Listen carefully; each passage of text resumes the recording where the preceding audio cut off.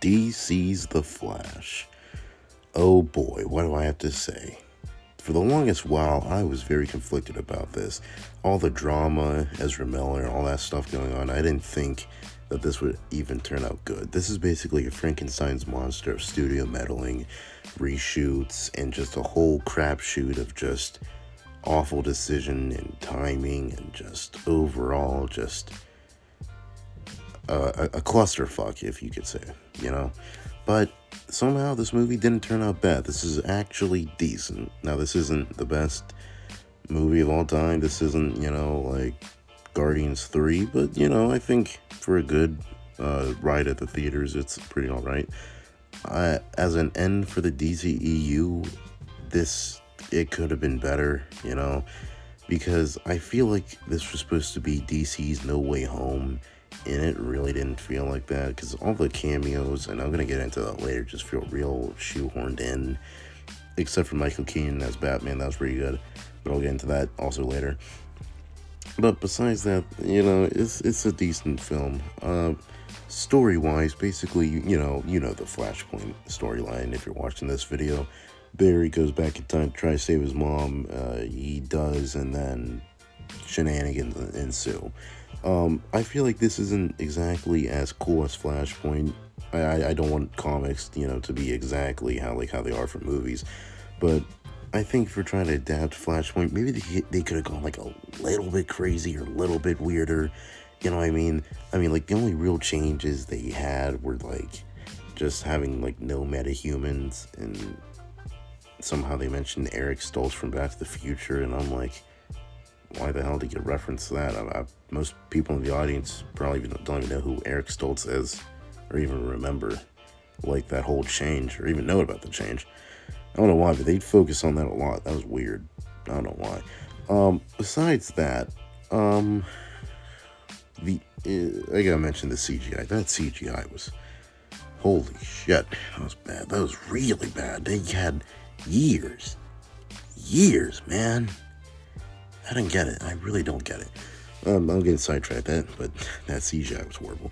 Story-wise, I really like how they used two Barrys in this movie, because, one criminal wasn't bad enough. But yeah, I really like how they had the two Barrys interact with each other. I thought that was pretty nice. How you had our Barry actually realize how annoying he is, and how, Flash actually needs to, mature and all that stuff, which I think he does by learning about, the Speed Force and all that stuff, and having to deal with his mom's death. I thought that was pretty cool.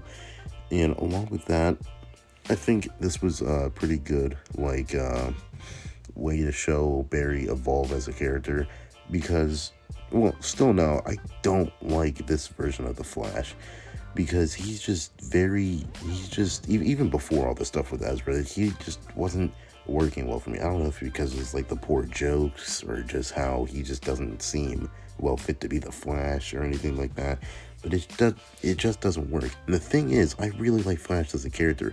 He's one of my favorite characters in Justice League. He is an amazing character to work with, amazing character to have fight scenes with. And I don't know why, but it just some of this stuff, his character just didn't really click with me, except for him interacting with himself, which is basically the whole movie. So I guess it kind of works, but along with that, Michael Keaton as Batman, I really think it was amazing seeing him. All the marketing basically focused on, Batman or Batman with both Ben Affleck, but Michael Keaton especially really outdid it with the role. I think he easily slipped into his role way back from the 90s and did it with ease. It was amazing seeing him, especially in the action scenes, having modern technology and all that stuff make him like really, be like this basically light armored tank, and essentially he's more, like action-packed, I guess, in a sense, and it was really cool seeing his fight scenes, especially. The Flash fighting, it was a little bit iffy, but Batman, especially in this movie, was amazing. Ben Affleck, too, especially for that chase scene at the beginning. But with Michael Keaton, I thought he was really cool. This one scene in particular that I thought was amazing was whenever, he's battle damaged, he's looking in the mirror, patching himself up, and he looks in the mirror and smiles. And I thought that really just took me back to the old Michael Keaton movies to show that they really, delved into his character and remembered how much of an oddball he was and how weird and wacky he was as a character. It was just good to see good attention to detail like that. And along with this trio of heroes, we have Supergirl. I think Supergirl worked well in this movie. I thought she was a bit of a plot device, just needing someone to help fight Kryptonians and help Barry get his powers back. But I think she worked well as a character.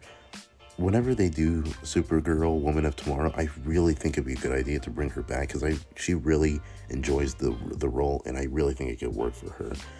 Along with that, I gotta say the cameos in this movie, by God, what the hell? I mean, the Wonder Woman cameo was neat.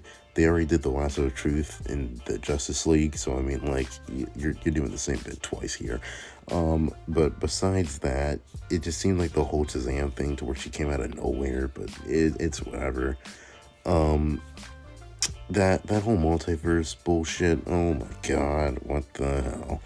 First off, why was it all Superman, essentially? I know they have Adam West's Batman, but why was it all basically just Superman?